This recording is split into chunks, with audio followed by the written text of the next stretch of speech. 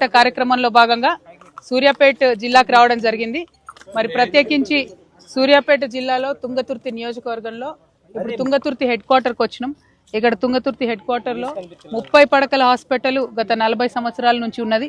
మరి ఆ 40 సంవత్సరాల నుంచి ఉన్నటువంటి 30 పడకల హాస్పిటల్ని 100 పడకలు మార్చాలన్నటువంటి ఉద్దేశంతో 2018లో ఇక్కడికి ఆనాడు కేసీఆర్ గారు వచ్చి మాట ఇవ్వడం జరిగింది.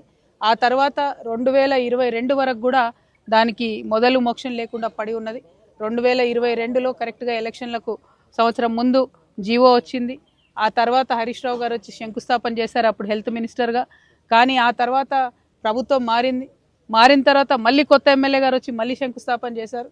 ఆ 2 సార్లు శంకుస్థాపనలై కేసీఆర్ గారు హామీ ఇచ్చిన తర్వాత కూడా దాదాపు 2018 to 2026 ఇప్పటి వరకు కూడా పెండింగ్ ఉంది హాస్పిటల్. సో ఇన్ని రోజుల నుంచి హాస్పిటల్ పెండింగ్ ఉండడం, పైగా ఇదివరకు ఉన్నటువంటి హాస్పిటల్ని సగానికి సగం కూలగొట్టడంతో ఇక్కడ ఉండేటటువంటి వైద్య సిబ్బంది అయినా, మొత్తం కంప్లీట్గా నర్సులైనా, శానిటేషన్ సిబ్బంది అయినా అందరూ కూడా ఇబ్బంది పడుతున్నటువంటి పరిస్థితి ఉంది.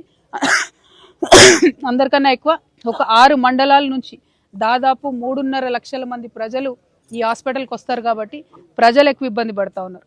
30 బెడెడ్ హాస్పిటల్, ప్లేస్ లేక బెడ్లు సగం తీసేయాల్సిన పరిస్థితి వచ్చింది. ఎవరన్నా వస్తే పేషెంట్స్, డాక్టర్స్ సహకరించి మరి బెడ్లేసి హెల్ప్ చేస్తున్నారు.